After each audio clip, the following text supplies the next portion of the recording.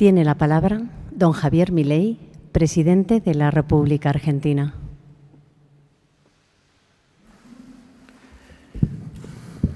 Buenas tardes.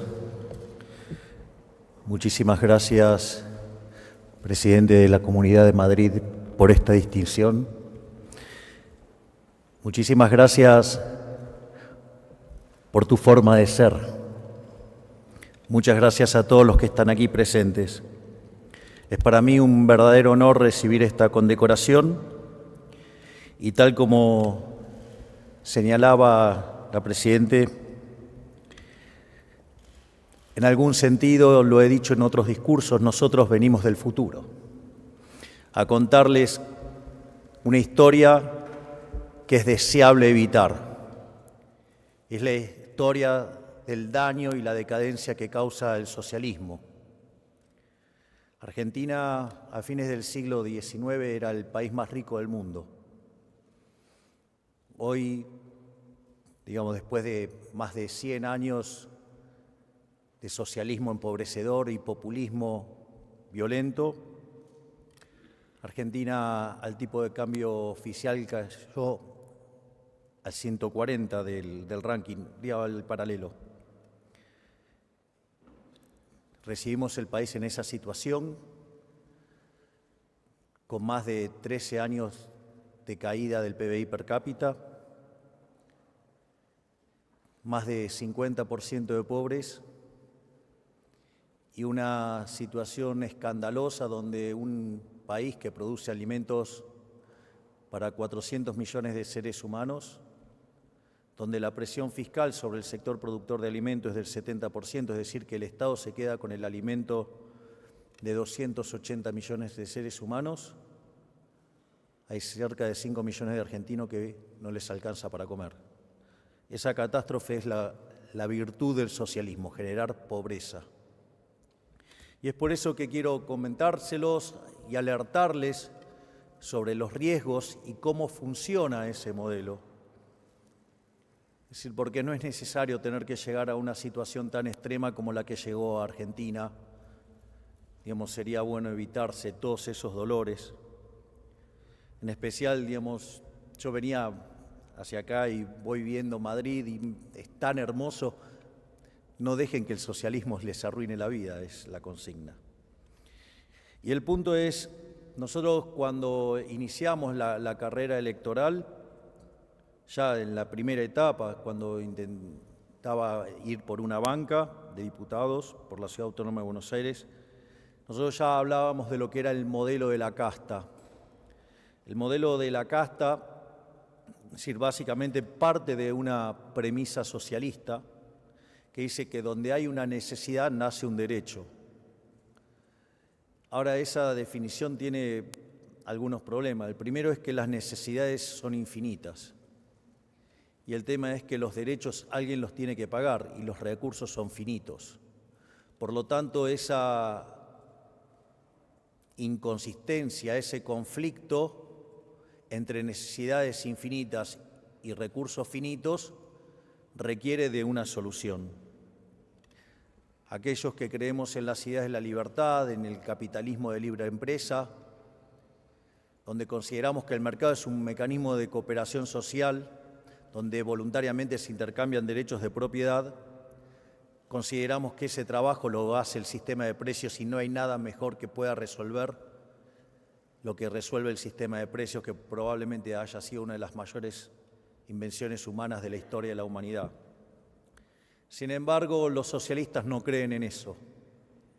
Creen en un monstruo horrible, empobrecedor, llamado justicia social.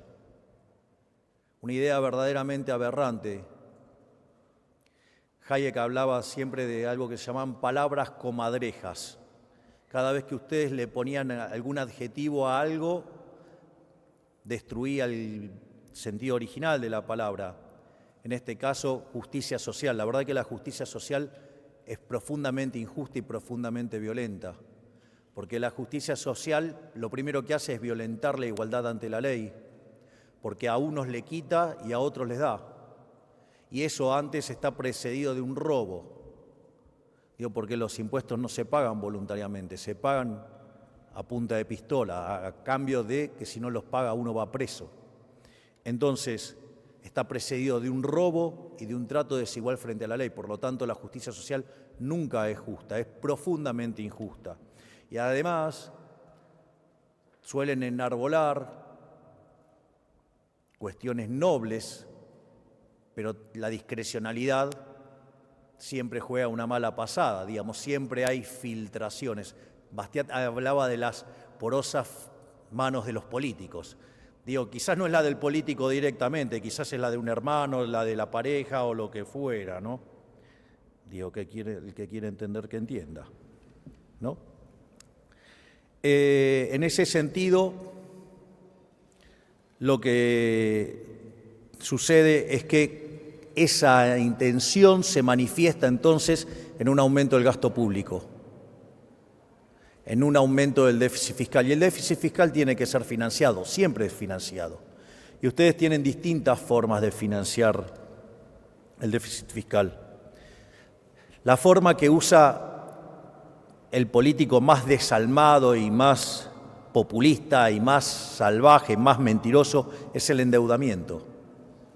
El endeudamiento es una forma absolutamente inmoral de enfrentar la situación, porque la deuda no son ni más ni menos que impuestos futuros.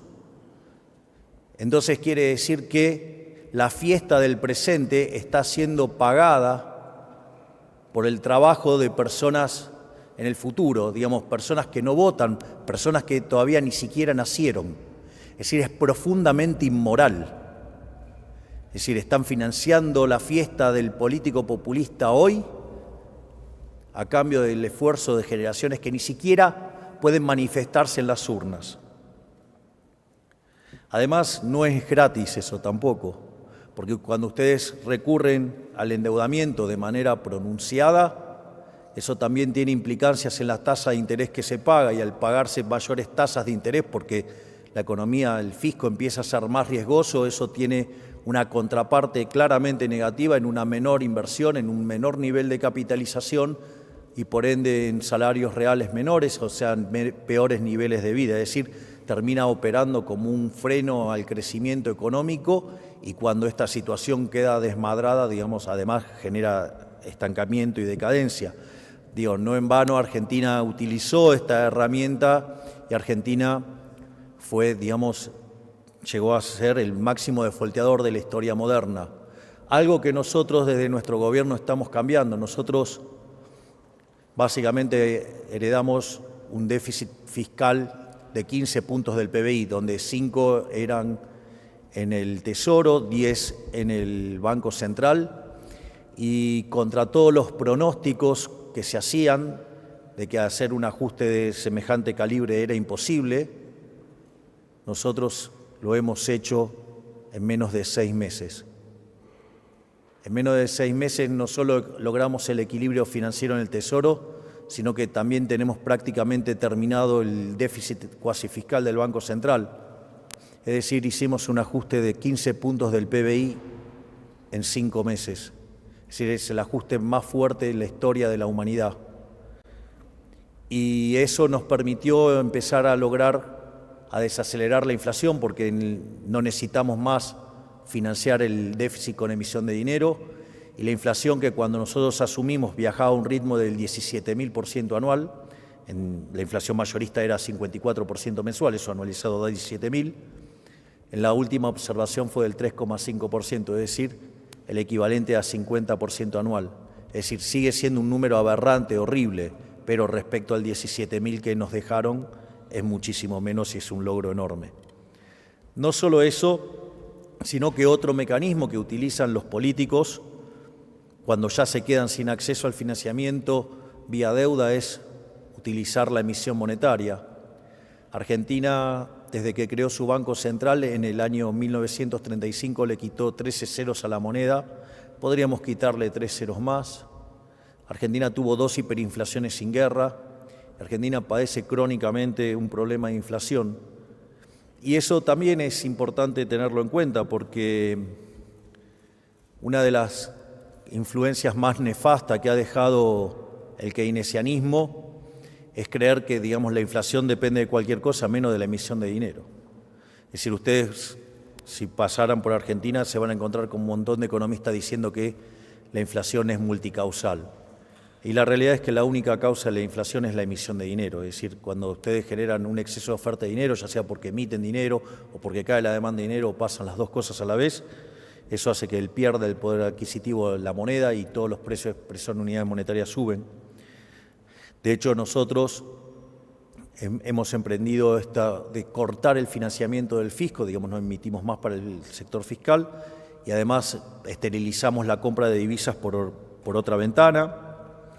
Tenemos algunos temas todavía pendientes de resolución con los pasivos remunerados, pero en principio vamos camino a una situación de emisión cero para terminar definitivamente con la inflación. De hecho, cuando tengamos totalmente saneado el Banco Central, a partir de ese momento vamos a enviar una ley donde emitir dinero sea un delito y ese delito sea un delito de lesa humanidad.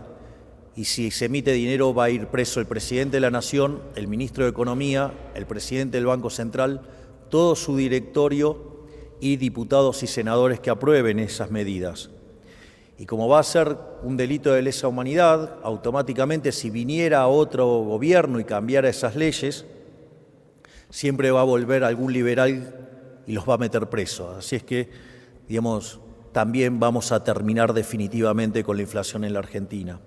Entonces estamos terminando con el déficit fiscal, con el cuasi fiscal y estamos terminando con la inflación. Y se están viendo los frutos porque después de haber pasado el peor momento durante el primer trimestre del año, hoy empiezan a haber indicadores de actividad que empiezan a mostrar mejora. Los índices de difusión ya superan el 50%, es decir, la cantidad de sectores que están expandiendo ya supera el 50% y los indicadores líderes ya hace más de 2 meses que empiezan a mostrar registros positivos. Es decir, que en definitiva se puede hacer. El otro mecanismo que utilizan los políticos es subir los impuestos. Y cuando ustedes suben los impuestos, en el fondo no es ni más ni menos que una expropiación. En el fondo lo que están haciendo es matar el crecimiento económico, están violentando el derecho de propiedad. Y si ustedes violentan el derecho de propiedad, no hay incentivos para ahorrar, no hay incentivos para invertir y por ende la economía se estanca. Todas estas aberraciones en Argentina hace más de 100 años que las padecemos y han generado esta tremenda decadencia como pocas veces vista en la historia de la humanidad. Pero afortunadamente los argentinos despertaron a las ideas de la libertad, despertaron y entendieron que no se sale más con populismo, se sale con responsabilidad, se sale con capitalismo, ahorro y trabajo duro, diría el profesor Ancho Bastos. La salida es el liberalismo. Por eso nosotros, y esto a mí me resultó muy sorprendente, cuando hacíamos nuestros actos de campaña, el cierre lo hacíamos con una frase de nuestro máximo exponente de las ideas de la libertad, del profesor Alberto Venegas Lynch hijo, que dice que el liberalismo es el respeto irrestricto del proyecto de vida del prójimo, basado en el principio de no agresión y en defensa del derecho a la vida, la libertad y a la propiedad, cuyas instituciones son la propiedad privada, los mercados libres, la no intervención estatal, la división del trabajo, la cooperación social y donde solamente se puede ser exitoso sirviendo al prójimo con bienes de mejor calidad o mejor precio. Es decir, donde los verdaderos héroes son los empresarios, los emprendedores, no los burócratas que nos persiguen, que persiguen a la prensa, que mienten, que roban y que en el fondo destruyen a un país y sobre todas las cosas producen un daño mucho más complicado que deteriora el tejido social, porque el socialismo está basado en la envidia, en el odio, en el resentimiento, en el trato desigual frente a la ley y si es necesario no tienen problema en recurrir al asesinato, porque donde se aplicó el socialismo de manera pura fue un fracaso en lo económico, en lo social y en lo cultural, y nunca se olvide que asesinaron a más de 100 millones de seres humanos. Por lo tanto, para mí siempre es muy grato venir a España, es muy grato visitar a grandes amigos. Hoy tengo la posibilidad de estar con Isabel, a quien tanto aprecio y admiro. Admiro por su enorme batalla, por esos discursos maravillosos que no me paro ni me pierdo la oportunidad de verlos por YouTube. Por eso digo es que estoy tan feliz acá, pero sobre todas las cosas para alertarles el riesgo que tienen enfrente. Porque además cuando el socialismo entra a calar, entra a jugar la lógica de camino de servidumbre de Hayek. Es decir, cada vez que se hace una intervención, el funcionamiento es peor y por ende eso lleva a más intervención. Para finalizar, quiero contarles dos frases, una de Mises y una de Hayek. La frase de Mises dice que el conocimiento en economía lleva al liberalismo, y una frase de Hayek que dice que si los socialistas entendieran de economía, no serían socialistas. Bueno, parece que una de las excepciones que hacen a la regla la tienen ustedes con el señor Sánchez, que evidentemente, digamos, a pesar de haber estudiado economía, o no entendió, o, digamos, le gusta mucho el Estado para llevarse puesto a los españoles, pero tengo esperanzas de que estén despertando como despertó en Argentina. Yo recuerdo que cuando arranqué la campaña, en el cierre dije que yo no venía a guiar corderos, venía a despertar leones. Y parece que ese rugir desde un lugar alejado de Sudamérica empezó a llegar a todo el mundo, ya dio una lección a Europa recientemente y creemos que en el mundo volverán las ideas de la libertad, que son la única que traen prosperidad. Muchísimas gracias.